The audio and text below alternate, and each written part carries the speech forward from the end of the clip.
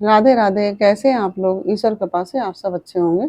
ईश्वर सब पे कृपा बनाए रखे, सबका कल्याण करे। आज हम बताने जा रहे हैं हरियाली तीज किस देवता की पूजा करनी चाहिए, किस देवी या देवता की पूजा करनी चाहिए, और पूजा की विधि और शुभ मुहूर्त, इसके बारे में हम आपको पूरी जानकारी देने जा रहे हैं। तो हरियाली तीज अखंड सौभाग्य की प्राप्ति के लिए व्रत किया जाता है ये। और यह पति की लंबी आयु के लिए महिलाएं, बहनें, माताएं सब करती हैं। और यह व्रत सभी महिलाओं को करना चाहिए। और इस व्रत को करने से बहुत ही मतलब सुख समृद्धि सब इत्यादि प्राप्त होती है और पति की आयु लंबी होती है। तो इस व्रत में जो ये व्रत है कब करना चाहिए, यह हमने आपको पिछले वीडियो में बता दिया है कि यह सावन मास के शुक्ल पक्ष की तृतीया को किया जाता है, तृतीया को किया जाता है, जो कि अब की बार 2023 में 19 अगस्त को हो रही है। तो 19 अगस्त को यह व्रत रखा जाएगा। और यह व्रत बहुत ही प्रभावशाली है। और आपकी यह व्रत, इस व्रत में बहुत ही अच्छे मुहूर्त पड़ रहे हैं, जो हम पिछले वीडियो में आपको बता चुके हैं। आप पिछला वीडियो हमारा देख लीजिएगा, तो उसमें हमने सब बताया है कि कौन कौन से सुयोग बन रहे हैं, कौन कौन से नक्षत्र पड़ रहे हैं। यह सब हमने आपको पिछले वीडियो में बताया है, तो उसके बारे में आप जानकारी ले लीजिएगा उसमें, पिछला वीडियो देख के हमारा। तो थोड़ा सा तो हम बता दे रहे हैं आपको। तो इसमें बहुत ही तरीके ही योग पड़ रहे हैं। यह बहुत ही प्रभावशाली है। इस व्रत के इस योग की वजह से व्रत रहने वालों को धन, सुख और शांति आदि की प्राप्ति होगी। और यह व्रत अखंड सौभाग्य के लिए रहा जाता है। और सभी माताएं, बहनें, बेटियां सब यह व्रत करती हैं। और यह सभी जगह व्रत रहा जाता है। और यह व्रत भगवान शिव और पार्वती की पूजा की जाती है इस व्रत में। मतलब यह जो व्रत है, इसमें शिव भगवान की और पार्वती माता की पूजा करनी चाहिए। तो ये माता पार्वती और शिव अखंड सौभाग्य देते हैं। यह व्रत जब रखने वाले को अखंड सौभाग्य की प्राप्ति होती है। हरियाली तीज बहुत ही अच्छा व्रत माना जाता है और यह व्रत सभी को रखना चाहिए। इस व्रत, ये जो हरियाली तीज का व्रत है, उसका पूजा का मुहूर्त है प्रातः 7:31 से लेकर 9:09 तक। प्रातः 7:31 से लेकर 9:09 तक शुभ मुहूर्त है। अगर आप इस मुहूर्त में पूजा नहीं कर पा रहे हैं, तो आप इस मुहूर्त में दो मुहूर्त हैं बहुत ही शुभ। तो दूसरा मुहूर्त है 12:25 से लेकर, दोपहर में 12:25 से लेकर 5:18 तक शाम को। दोपहर 12:25 से लेकर साया 5:18 तक। ये दोनों ही शुभ मुहूर्त हैं। दोनों मुहूर्त में आप पूजा कर सकते हैं। आप चाहे तो प्रातः वाले मुहूर्त में पूजा कर सकते हैं या दोपहर के मुहूर्त में भी पूजा कर सकते हैं।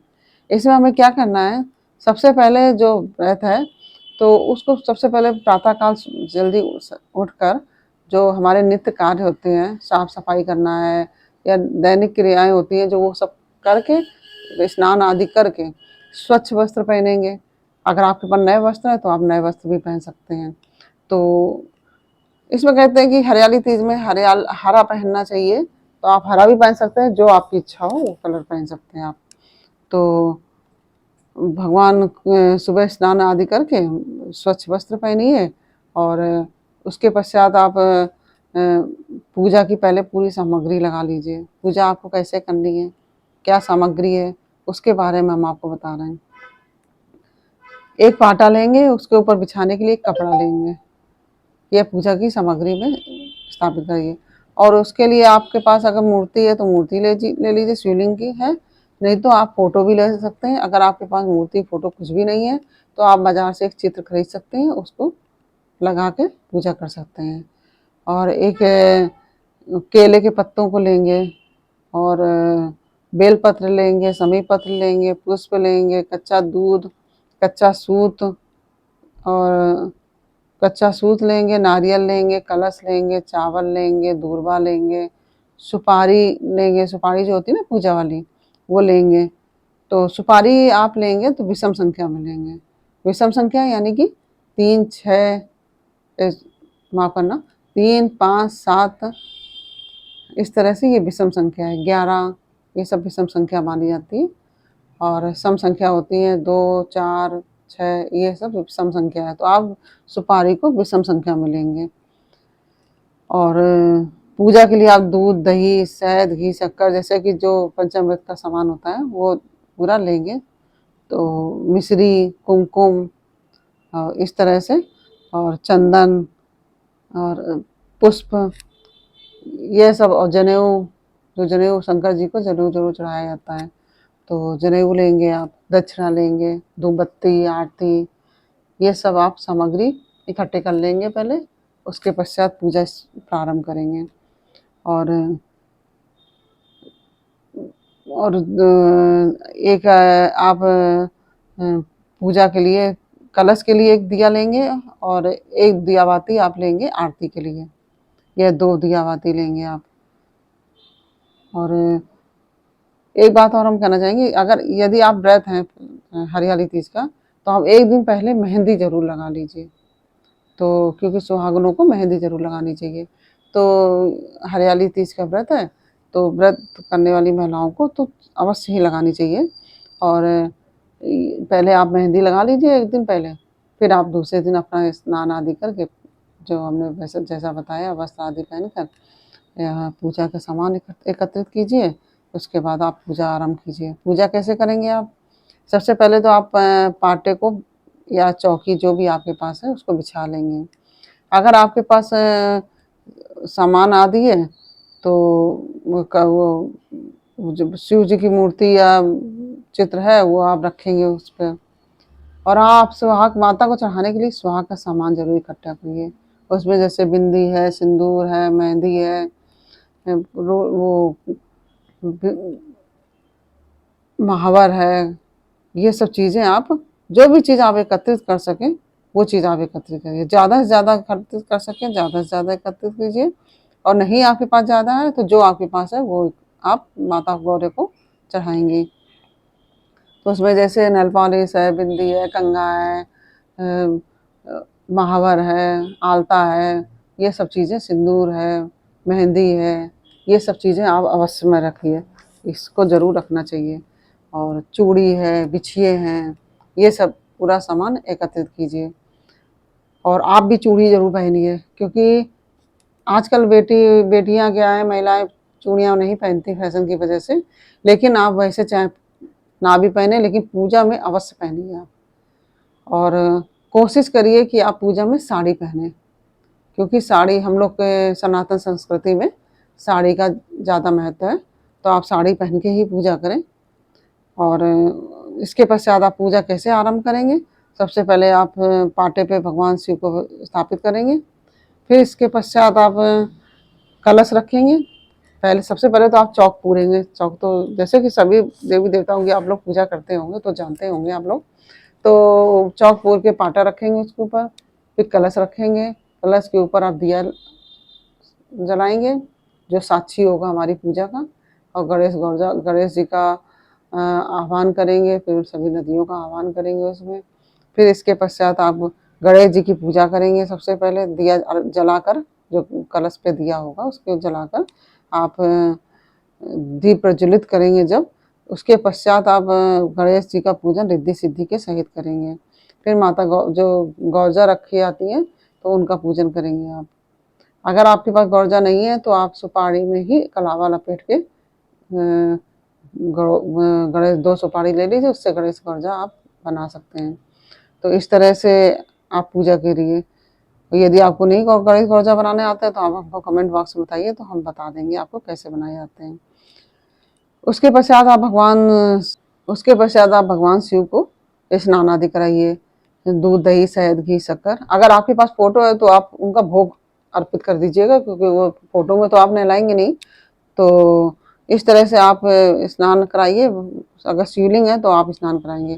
आप चाहें तो मिट्टी के भी शिवलिंग बना सकते हैं, गणेश गौजा बना सकते हैं, माफ़ करना, शंकर पार्वती बना सकते हैं।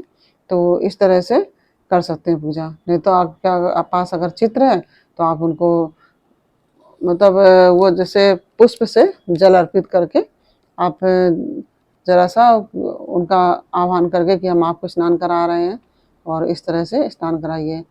और जो हमने जो आपको केले के पत्ते जो बताए हैं, उससे आप जो भगवान की चौकी या पाटा होगा उसको केले के पत्तों से आप पाटा या जो चौकी रखिए, आप उसको सुशोभित करेंगे चारों तरफ से बांध के, तो इससे भगवान को सुशोभित करके मतलब सजा धजा के ही तो पूजा करेंगे ना। तो इस तरह से फिर पहले कलश पूजन कीजिए, फिर भगवान माता गौरी पार्वती शंकर जी का पूजन करिए, और उसके बाद भगवान को आप स्नान आदि कराने के बाद भगवान को चंदन लगाइए, कुमकुम लगाइए, माता को सिंदूर लगाइए, और भगवान शिव को माता को चावल अर्पित कीजिए जो कि अखंडित हो, खंडित ना हो चावल, साबुत हो। और पुष्प अर्पित कीजिए, समीप पत्र अर्पित कीजिए, बेल पत्र अर्पित कीजिए, और नारियल अर्पित कीजिए माता को। माता को क्योंकि नारियल चढ़ाया जाता है। दूर्वा अर्पित कीजिए शिव जी को, सुपारी अर्पित कीजिए। आप गणेश जी को भी सुपारी चढ़ाएंगे, और बिंदी, महावर, कुमकुम, चूड़ी, वस्त्र, जो भी आपने सुहाग का सामान ले रखा है वो सब माता पार्वती को अर्पित करेंगे। इस तरह से आप सारा सामान माता पार्वती को अर्पित करेंगे, सुहाग का सारा सामान। और उसके पश्चात आप जो भी आपके पास भोग है, लड्डू है, पेड़े हैं, या फिर नहीं भी कुछ है तो आप मिश्री लिए हैं तो मिश्री को भी अर्पित कर सकते हैं। तो वो शिव पार्वती दोनों को अर्पित कीजिए, और तत्पश्चात आप धूप बत्ती जलाइए। धूप बत्ती के बाद आप भगवान की आरती बनाइए, आरती जलाइए। तो फिर आरती कीजिए आप भगवान शिव की और माता पार्वती की। उसके पश्चात आप दक्षिणा ज़रूर चढ़ाएं। दक्षिणा चढ़ाना चाहिए ज़रूर भी भगवान को। और उसके पश्चात आप चाहें तो नवाण मंत्र या ओम नमः शिवाय मंत्र, शिव जी का ये मंत्र का जप करें। और जप करके आप इसके बाद आप पूजा इत्यादि करके आप भगवान से क्षमा प्रार्थना करें कि भगवान जो हमसे त्रुटि हो गई हो उसको क्षमा कीजिए। और आरती हम इसीलिए करते हैं कि जो हमसे त्रुटि हो जाती है, आरती इसीलिए कहते हैं, हमने आपको पहले भी वीडियो में बताया है कि आरती हमें अवश्य करनी चाहिए सभी पूजा में, कि जिससे कि हमारे पूजा में जो त्रुटि हो गई हो, मतलब बिना जाने, वही जान के तो कोई त्रुटि करेगा नहीं, लेकिन अनजाने में हो जाती है तो वो भगवान हमारी सब भूल चूक माफ़ कर देते हैं। और हम स्वयं भी भगवान से क्षमा मांगेंगे कि भगवान हमसे जो गलती हो गई है, जो पूजा छूट गई हो, उसके लिए हमें क्षमा कीजिए। इस तरह से हम भगवान से क्षमा मांग के इसके बाद हम भगवान को नमस्कार करेंगे। और जो महिलाएं पूरा दंडवत प्रणाम नहीं करती हैं वो मत्था टेकेंगी, और इसके बाद भगवान की पूजा इत्यादि करके आप जो खाती पीती हैं वो अपना खाइए पीजिए।